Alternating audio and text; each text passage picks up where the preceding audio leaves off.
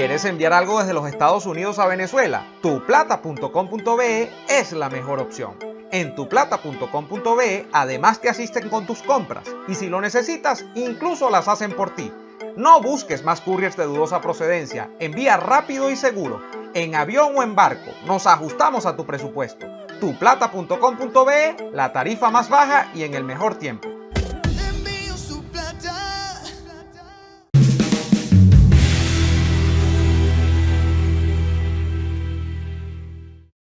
La ONU, a través de la Misión Internacional Independiente de Determinación de Hechos sobre la República Bolivariana de Venezuela, presenta el tercer informe sobre la situación de derechos humanos y presos políticos en este país, en Venezuela.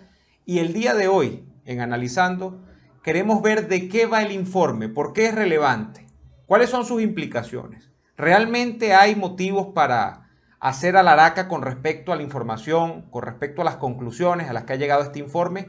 ¿A qué nivel compromete realmente a los principales actores del chavismo este informe de la ONU? Hoy lo vamos a discutir acá en Analizando. Estamos conscientes de que estas violaciones han sido objeto de reportes presentados en repetidas ocasiones ante este Consejo. Los más recientes siendo los informes de marzo y julio de este año presentados por la Alta Comisionada para los Derechos Humanos.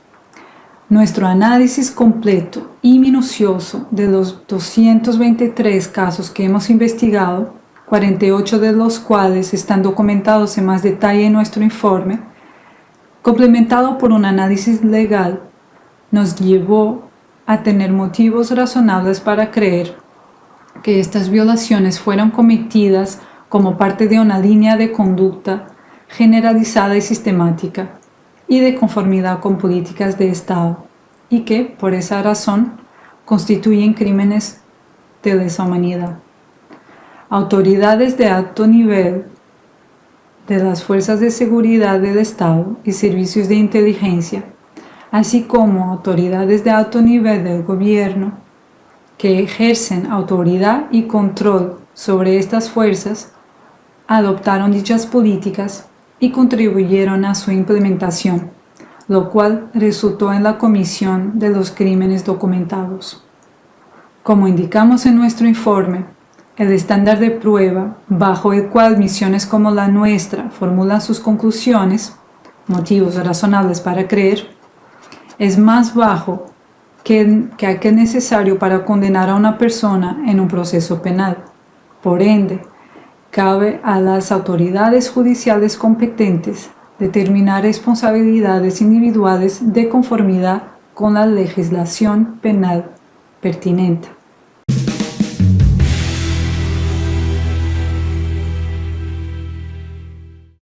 Esa era Marta Baliñas, que es la jefa de la Misión Internacional Independiente de Verificación de Hechos de la República Bolivariana de Venezuela, con respecto a todo lo que ha significado, además, la publicación de este tercer informe de la ONU y en específico de la Comisión de Derechos Humanos de la ONU sobre el asunto Venezuela y sus presos políticos, el trato a la disidencia, la represión, la tortura y todo lo que ha significado ese estudio desde 2014 hasta prácticamente nuestros días, ¿no?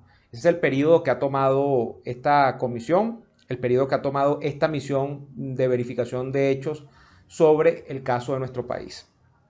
Y yo quisiera en este Analizando situarme con una pregunta central, es, ¿merece la pena comentar el informe? Bueno, ya la pregunta por mi sola presencia acá está respondida. Para mí, por supuesto que merece ser comentada. Si no, no estuviese yo grabando un video sobre esto. Y es porque no me he quedado en la noticia, no me he quedado en los titulares de prensa que ya hablan pues de los servicios de inteligencia del Estado venezolano son señalados por la ONU de crímenes de lesa humanidad. Hay incluso algunos que son más arriesgados y dicen el régimen venezolano es señalado por la posible comisión de delitos contra la humanidad. Ponga usted el titular que quiera de acuerdo a la interpretación que usted dé. No me he quedado con esos titulares, sino que me he abocado a tratar de leer un poco el informe propiamente que ha enviado la misión de determinación de hechos el día de hoy a la prensa, pues, y a todo el que lo quiera leer, porque está disponible en internet además. Y habría que comenzar por decir que es un informe muy extenso. Yo no lo leí completo, de hecho me atrevo a decir que no leí ni la mitad del informe, pero sí leí varios pasajes guiándome por el índice del mismo, por la materia que dice el índice que toca cada uno de los apartados del mismo. Y este informe, les quiero leer el título nada más que tiene, porque ya el título es muy contundente. Más allá de las expectativas que podamos tener sobre si esto va a tener efectos reales, sobre si hay algo que esperar de esto, el título es elocuente a mi modo de ver y suficientemente contundente para saber de qué va.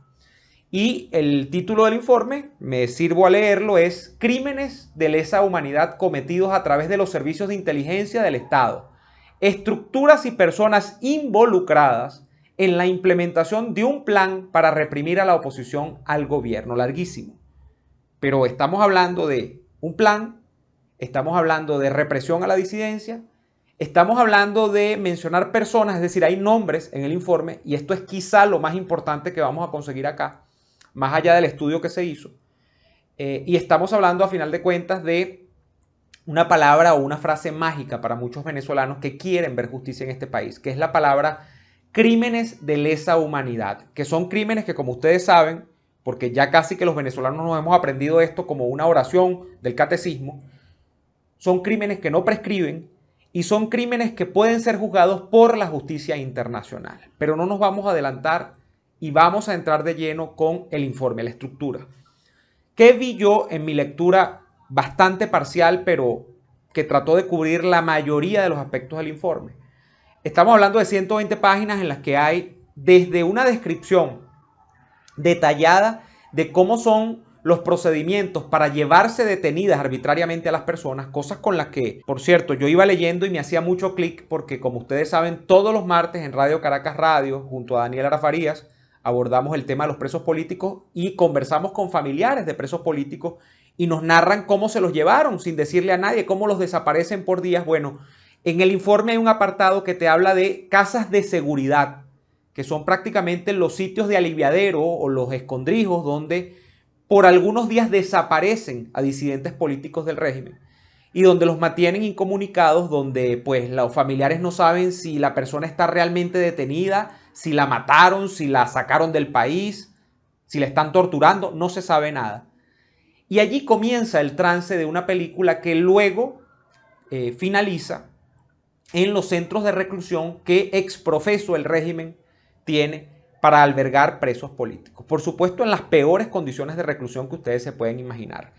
En medio de esos centros de reclusión, por supuesto que sabemos que media la tortura, y en el informe hay un apartado bastante detallado sobre los distintos mecanismos, algunos de ellos muy sofisticados, otros verdaderamente pues los de siempre, que se emplean para torturar a los detenidos. Estamos hablando pues desde agresiones sexuales que son muy explícitas y están allí tipificadas también en el informe, hasta los típicos mecanismos de tortura con asfixia mecánica, con asfixia por inmersión en el agua.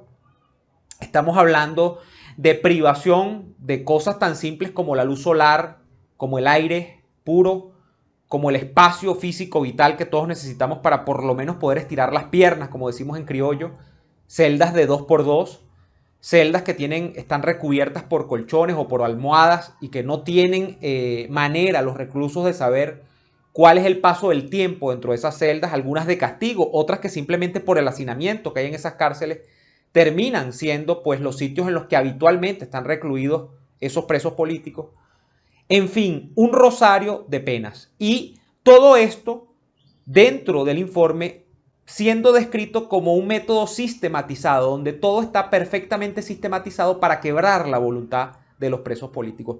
Yo entiendo, por lo que dice Baliñas, que este informe abarcó unos 200 casos. Ellos tomaron 200 testimonios de personas que han pasado por allí, de familiares de personas que están detenidas y de gente que ha salido también, de cómo es el viacrucis de estar en una prisión política en Venezuela.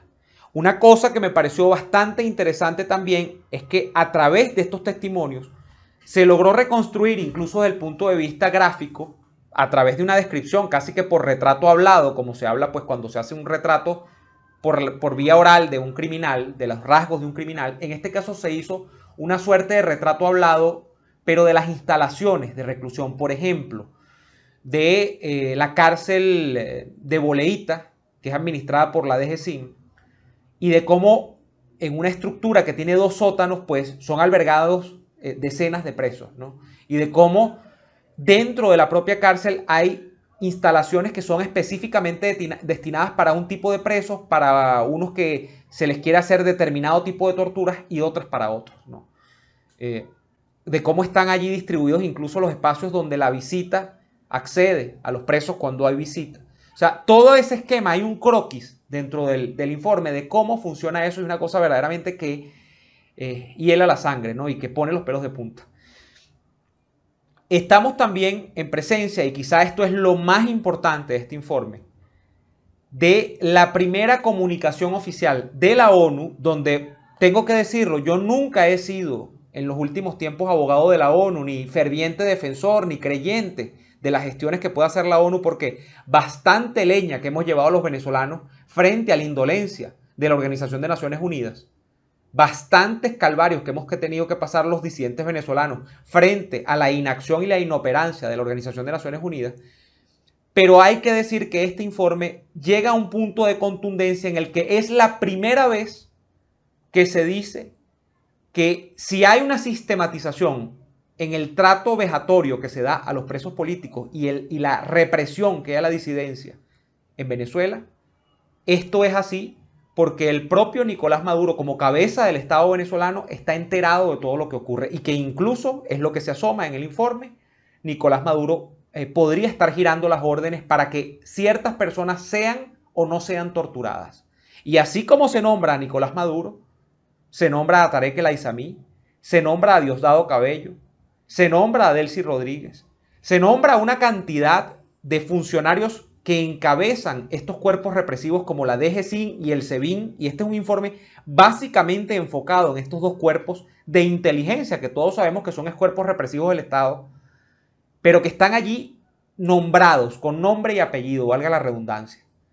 Y que esto es muy importante porque el razonamiento lógico nos dice que se está diciendo hay torturas en Venezuela, hay represión a la disidencia, hay unos centros de reclusión donde están siendo agolpados presos políticos, y esto es así porque no solo Nicolás Maduro lo sabe, lo manda, tiene voz y voto en lo que está ocurriendo. Y no solo Nicolás Maduro es el que está metido en esto, está metida buena parte de la cúpula chavista, la cúpula del Estado. De hecho, hay un pasaje en el que se dice, no se explica, dice el informe, dicen estos observadores, estos funcionarios de la ONU, como Diosdado Cabello, que no tiene una responsabilidad en el Ejecutivo, es decir, porque Diosdado Cabello no es vicepresidente, Diosdado Cabello no es ministro, Diosdado Cabello no dirige un cuerpo policial, cómo Diosdado Cabello tiene la voluntad de poner y no poner preso a alguien y de mandarlo a torturar o no mandarlo a torturar. Eso lo dice el informe. Y lo dice específicamente en el caso del SEBIN, que por lo que se asoma allí, termina siendo un cuerpo policial que prácticamente pues, es el cuerpo policial que responde a los designios de Diosdado Cabello. Así como se asoma que más bien la DGCIM opera del lado de Nicolás Maduro, en función de estas vertientes, ¿no?, que tiene el chavismo. Se habla de 120 casos que fueron documentados desde el punto de vista de las torturas y de los tratos vejatorios producidos por el DGCIN, y de unos más de 50 casos que fueron documentados del lado del SEBIN. Allá hay entrevistas incluso a exfuncionarios de la DGCIN y del SEBIN, que por supuesto no son identificados. Son casos donde estas personas se vieron como testigos y su identidad fue resguardada para evitar retaliaciones con respecto a familiares, porque asumo que son personas que están fuera del país incluso. Hay una cita de Baliñas cuando presenta el informe que dice lo siguiente, la quiero leer para que no se nos quede por fuera. Esto conduce a la comisión, es decir, todo este tema que les he narrado, toda esta estructura represiva, a la comisión de graves delitos y violaciones de derechos humanos, incluidos actos de tortura y violencia sexual. Estas prácticas deben cesar inmediatamente y los responsables deben ser investigados y procesados de acuerdo a la ley. Fíjense que cuando uno ve todo lo complicado o todo lo negro que es este panorama con respecto a cómo son tratados los disidentes políticos en Venezuela, donde sabemos que hay más de 200 presos políticos acreditados así como cifra por el Foro Penal. Uno lo que espera es acción. Uno dice, bueno, ¿y ahora qué? Después de que sabemos todo esto, ¿ahora qué? ¿Qué va a pasar? ¿Qué tiene que hacer el mundo? ¿Qué tiene que hacer una organización como la Organización de Naciones Unidas? ¿Qué dice el informe? Bueno, hay una parte de recomendaciones al final, donde efectivamente se dice que el mundo tiene que actuar. Y donde hay un apartado que específicamente cita a la Corte Penal Internacional a tomar cartas en el asunto. Dice así, también lo quiero leer porque esto es muy grave y esto es, creo que es un tema que no es para sacarlo de contexto ni crear interpretaciones, cada quien tendrá la suya, pero esto es lo que dice el informe. La Corte Penal Internacional debería, en su consideración sobre si en Venezuela, sobre si Venezuela está investigando y persiguiendo realmente crímenes que caen bajo su jurisdicción, que es lo que está haciendo en este momento, con esas denuncias que hay sobre el caso Venezuela en la CPI, analizar si se están llevando a cabo procedimientos contra los individuos identificados en el presente informe. Y estamos hablando que allí están identificados no solo quienes comandan el DGCIN y el SEBIN, sino que, como les dije, ahí está mencionado el propio Maduro. En particular, los del nivel medio y alto de responsabilidad. Aquí para mí hay una llamada muy clara.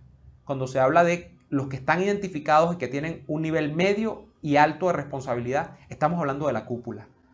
Estamos hablando de que, obviamente yo no soy abogado, ni soy especialista en este tema de derechos humanos, pero de que si se está mencionando a la cúpula y se está hablando de estas violaciones de derechos humanos, es hora de que dejemos de señalar al funcionario que por, además, escudarse cobardemente en que está cumpliendo órdenes, es ese el funcionario que termina simplemente señalado en un informe de estos. No, es hora de apuntar arriba. Y este informe señala las cosas desde arriba.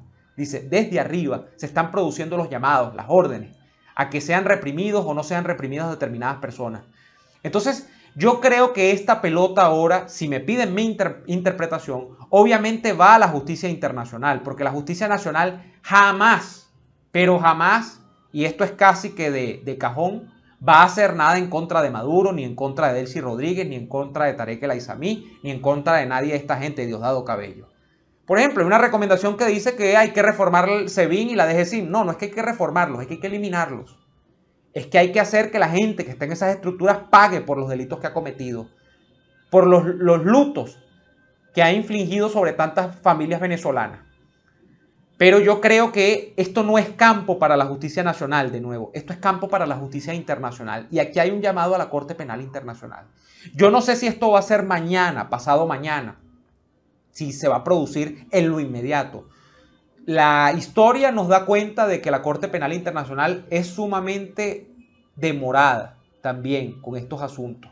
De que la justicia internacional lamentablemente es bastante tardía.